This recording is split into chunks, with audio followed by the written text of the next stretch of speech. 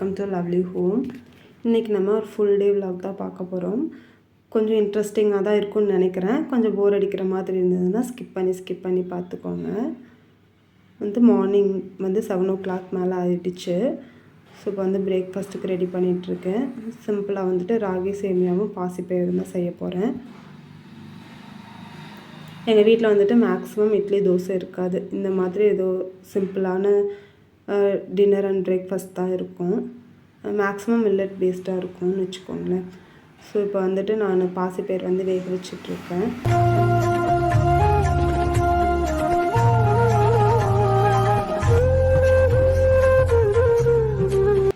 அடுத்து பார்த்திங்கன்னா ராகி சேமியா பண்ணுறதுக்கு ஒரு பவுலில் தண்ணியும் உப்பும் சேர்த்துட்டேன். அதில் ராகி சேமியா போட்டு இது பண்ணி வச்சுக்கிறேன், சோக் பண்ணிக்கிறேன். பார்த்திங்கன்னா அது ஸ்டீம் பண்ணிக்க போகிறேன் இட்லி குண்டாவில் வச்சு.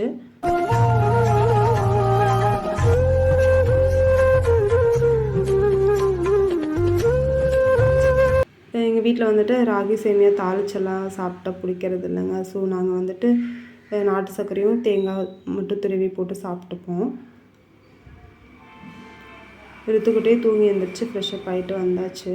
ஸோ கொஞ்சம் தேங்காய் தண்ணி இருந்தது அவருக்கு கொடுத்துட்டாங்க.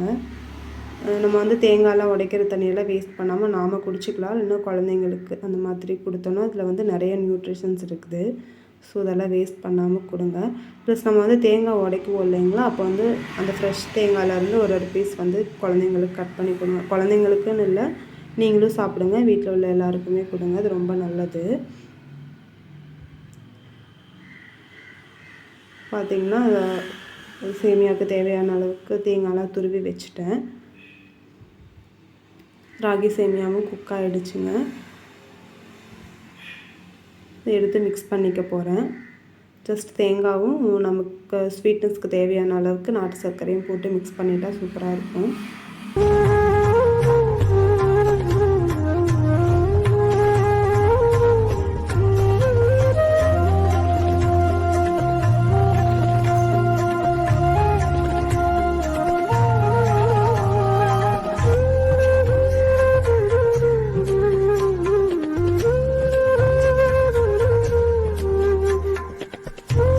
ரெடி ஆகிடுச்சுங்க, சாப்பிட போகிறோம். இது டக்குன்னு ஒரு 15 மினிட்ஸில் ரெடி பண்ணிடலான்னு வச்சுக்கோங்களேன். ரொம்ப ஈஸியான ஒரு பிரேக்ஃபாஸ்ட் அண்ட் ஹெல்த்தியும் கூட.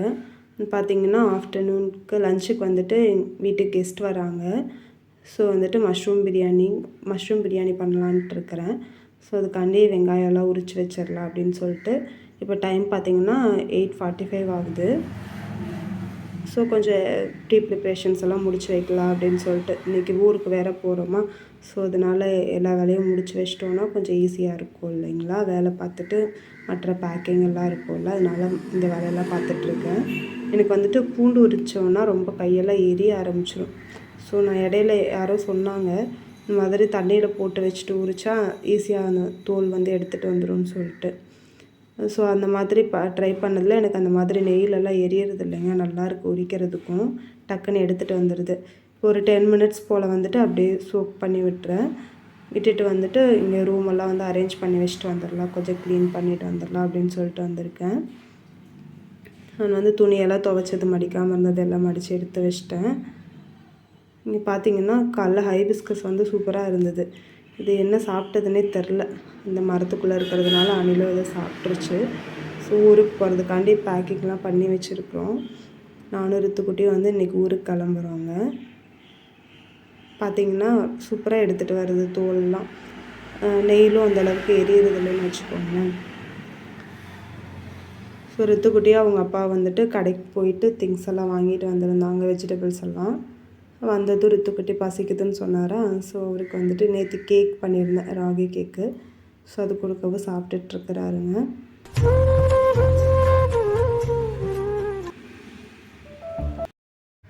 நீங்கள் பார்த்தீங்கன்னா பிரியாணிக்கு தேவையானதெல்லாம் எடுத்து வச்சுட்டேன். மஷ்ரூம் வாங்கிட்டு வந்திருந்தாங்க. ஸோ அதெல்லாம் க்ளீன் பண்ணி சாப் பண்ணி வச்சிடலாம் அப்படின்னு சொல்லிட்டு எடுத்துகிட்ருக்குறேன்.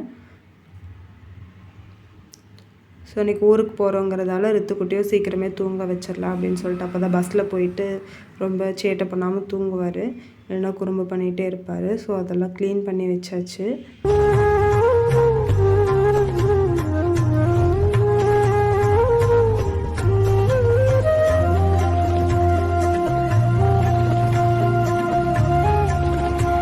பார்த்திங்கன்னா புதினா மல்லியெல்லாம் க்ளீன் பண்ணிக்கலாம் அப்படின்னு சொல்லிட்டு பார்த்திங்கன்னா சூப்பராக ஒரு வேர் மட்டும் தனியாக இருந்தது பாருங்கள் புதினாவில். சரி அதை வந்து நட்டு வச்சிடலாம் அப்படின்னு சொல்லி எடுத்து வச்சுருக்கிறேன். புதினா மல்லியெல்லாம் க்ளீன் பண்ணி எடுத்து வச்சுட்டேங்க. அடுத்து பார்த்திங்கன்னா காலிஃப்ளவர் வந்துட்டு இது பண்ணி வச்சுட்டு போயிடலாம் மஞ்சள் உப்பு போட்டு அப்படின்னு சொல்லிட்டு கட் பண்ணிகிட்ருக்கேன்.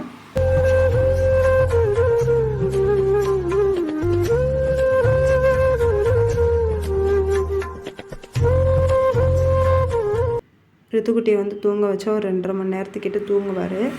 இதெல்லாம் கொஞ்சம் ப்ரிப்ரேஷன்லாம் பண்ணிட்டு போயிட்டோன்னா அவர் தூங்கி எழுந்திரிக்கிறதுக்குள்ளே மற்ற வேலையெல்லாம் மேக்ஸிமம் முடிச்சிடுவேன். ஸோ காலிஃப்ளவர்லாம் கட் பண்ணிட்டாங்க. லைட்டாக ஒருக்க வாஷ் பண்ணிவிட்டு இங்கே வந்து பார்த்திங்கன்னா மஞ்சள் உப்பு போட்டு தண்ணி கொதிக்க வச்சுருக்கிறேன். ஸோ அதுக்குள்ளே போட்டு வச்சுட்டு போயிட்டோன்னா தம்பியை தூங்க வச்சுட்டு வந்துட்டு நம்ம வந்துட்டு மசாலாலாம் போட்டு வச்சுக்கலாம். ஸோ ரித்துக்குட்டியே தூங்க வச்சுட்டாங்க. தூங்க வச்சுட்டு வந்தாச்சு. இப்போது இந்த காலிஃப்ளவர்லாம் ஃபில்டர் பண்ணி எடுத்துக்கிறேன்.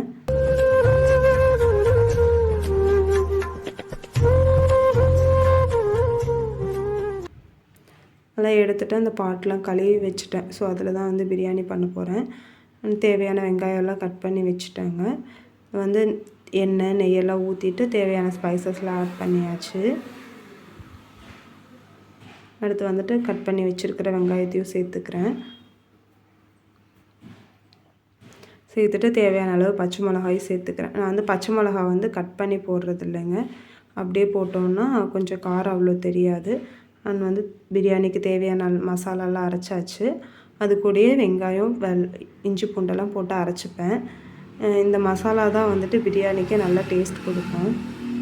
நான் ஆல்ரெடி ஏற்கனவே ஒரு விலாகில் வந்துட்டு போட்டிருக்கிறேன்.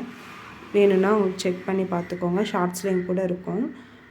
அண்ட் பார்த்திங்கன்னா இங்கே வந்துட்டு இதுக்கு காலிஃப்ளவருக்கு வந்துட்டு மசாலா போட்டுட்ருக்கேன். இஞ்சி பூண்டு பேஸ்ட்டு, சில்லி பவுடர், அதுக்கப்புறமா வந்துட்டு கொஞ்சம் மல்லித்தூள், கரம் மசாலா, கொஞ்சமாக ஜீரகத்தூள், பெப்பர் தூள்லாம் போட்டிருக்கிறேன்.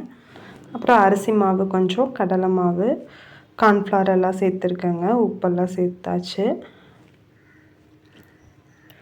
அடுத்து இங்கே பார்த்திங்கன்னா பிரியாணிக்கு வெங்காயம்லாம் வணங்கியாச்சு. ஸோ அடுத்து வந்துட்டு தக்காளி சேர்த்துக்கிறேன். வெங்காயம் வந்து நல்லா கோல்டன் ப்ரௌன் கலரில் அப்படியே சிம்லேயே வச்சு வணக்கணும். அப்போ தான் வந்து டேஸ்ட் நல்லாயிருக்கும். தக்காளி சேர்த்துட்டேன். சேர்த்ததுக்கப்புறமா ஒரு கைப்பிடி அளவுக்கு வந்துட்டு மல்லி, கைப்பிடி அளவுக்கு புதினா சேர்த்து நல்லா கலந்து விட்டுக்கிறேன். வந்து க்ளோஸ் பண்ணி வச்சுட்டோன்னா தக்காளி வந்து நல்லா மசிஞ்சு வேகிற வரைக்கும் விட்டுறலாம். அடுத்து இங்கே வந்து காலிஃப்ளவருக்கு வந்துட்டு கொஞ்சம் தயிர் சேர்த்துக்கிறேன்.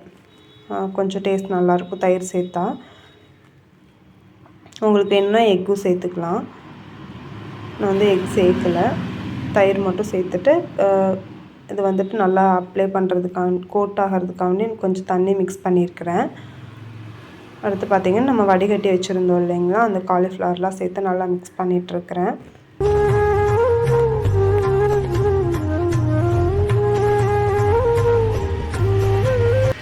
ஏன்னா மிக்ஸ் பண்ணி முடிச்சுட்டாங்க. அது கொஞ்சம் நேரம் இருக்கட்டும். அடுத்து பிரியாணிக்கு பார்த்திங்கன்னா தக்காளியெல்லாம் நல்லா வணங்கிடுச்சு. இப்போ வந்து நம்ம அரைச்சி வச்சுருந்தோம் இல்லைங்களா மசாலா பேஸ்ட்டு, அதெல்லாம் சேர்த்துக்கலாம். அது கூடவே வந்து காரத்துக்கு தகுந்தாப்புல வந்துட்டு மிளகாத்தூள், அதுக்கப்புறம் கொஞ்சமாக மஞ்சள் தூள் சேர்த்துருக்குறேன். சேர்த்துட்டு நல்லா அதோட பச்சை வாசனை போகிற வரைக்கும் நல்லா வணக்கிக்கலாம்.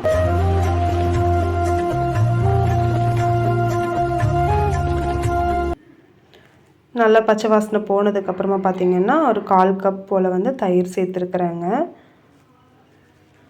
அடுத்து பார்த்திங்கன்னா நம்ம வந்து க்ளீன் பண்ணி கட் பண்ணி வச்சுருந்தோம் இல்லைங்களா, அந்த மஷ்ரூம் சேர்த்துட்டு தேவையான அளவுக்கு உப்பும் சேர்த்துட்டு கொஞ்சம் நேரம் அப்படியே மூடி வச்சிட்டோன்னா அந்த மஷ்ரூம்லேருந்தே தண்ணி பிரிஞ்சு வரும். ஸோ அந்த மஷ்ரூம்லாம் நல்லா குக் ஆனதுக்கப்புறம் நம்ம எந்த அளவுக்கு அரிசி சேர்க்குறோமோ அதுக்கு தகுந்தா போல் தண்ணி வச்சுட்டு அது கொதிச்சதுக்கப்புறமா அரிசியை சேர்த்து நம்ம வந்து கொஞ்சம் நேரம் விட்டுட்டோம் அப்படின்னா கொஞ்சம் அரிசியெல்லாம் இதாகி வந்துடும். அதுக்கப்புறம் நம்ம வந்து தம் போட்டுக்கலாம். இந்த சைடு வந்து ரசமும் வச்சுட்டேன். ரசமும் ஒயிட் ரைஸும் கூட வடிக்கிறேன். ரசமும் ரெடி ஆயிடுச்சுங்க. பார்த்திங்கன்னா பிரியாணியும் ரைஸ் வந்துட்டு நல்லா ஒரு மேலே வரைக்கும் வந்துடுச்சு பார்த்திங்களா, தண்ணி ஃபுல்லாக இதாகிட்டு. இந்த ஸ்டேஜில் வந்து நம்ம தம் போட்டுக்கலாம்.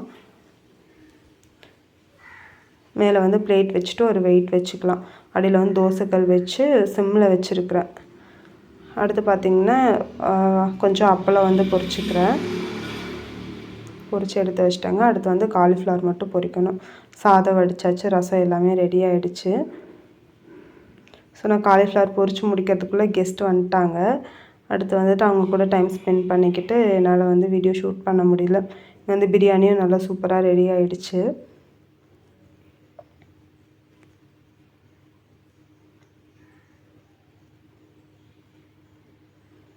ரித்துக்குட்டி இப்போ வரைக்கும் நல்லா தூங்கிட்டு இருக்கிறாருங்க. கெஸ்ட்லாம் வந்ததுக்கப்புறம் தான் எழுந்து வந்தார்.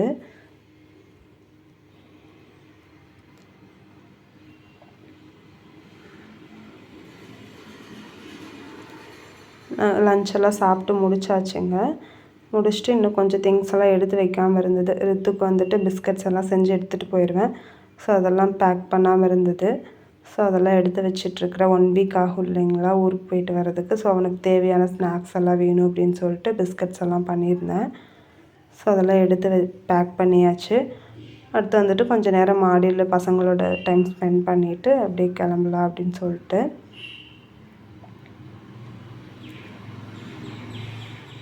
ரித்துக்குட்டி நல்லா ஜாலியாக என்ஜாய் பண்ணாருங்க.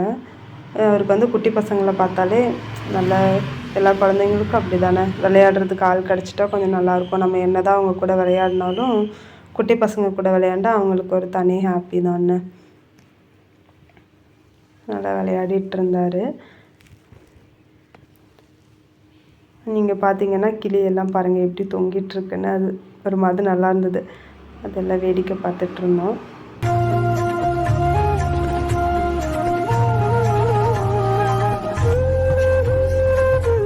கெஸ்டெல்லாம் வந்துட்டு கிளம்பிட்டாங்கங்க. நைட் ஆகிடுச்சு.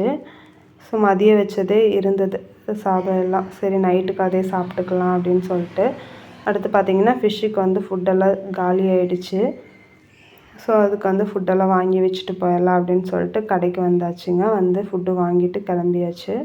வீட்டுக்கு வந்து சாப்பிட்டுட்டு இப்போ வந்து ஊருக்கு கிளம்பியாச்சுங்க. 9:45க்கு பஸ்ஸுங்கிறதால கொஞ்சம் வீட்டில் இருந்து ஏர்லியராகவே கிளம்பலாம் அப்படின்னு சொல்லிட்டு கிளம்பிட்டோம்.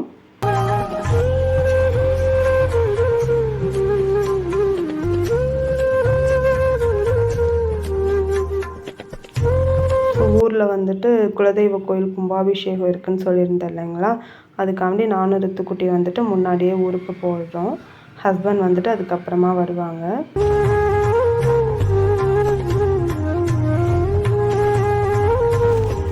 ஊருக்கு போகணுன்னாலே ஒரு மாதிரி தனி சந்தோஷம் தான் இல்லைங்களா. நம்ம என்ன தான் வந்துட்டு சிட்டியில் எவ்வளோ இது பண்ணாலும் நம்ம ஊருக்கு போகும்போது அது ஒரு மாதிரி நல்ல ஜாலியாக தான் இருக்கும்.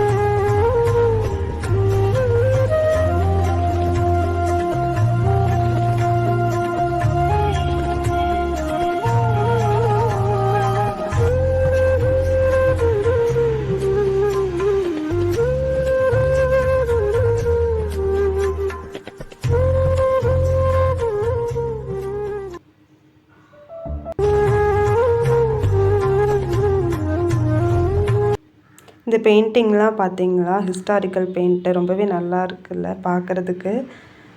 நம்மளோட முன்னோர்களோட இதெல்லாம் இருக்குது. ஸோ நீங்களும் அந்த சைட் போனீங்கன்னா பாருங்கள், நல்லாவே பார்க்குறதுக்கே ஒரு மாதிரி நல்லாயிருக்கும். ஸோ வந்து ஸ்டாப்பிங் வந்தாச்சுங்க. பஸ் வர கொஞ்சம் லேட் ஆகிடுச்சு. ஸோ கொஞ்சம் வெயிட் பண்ணிகிட்ருக்கோம்.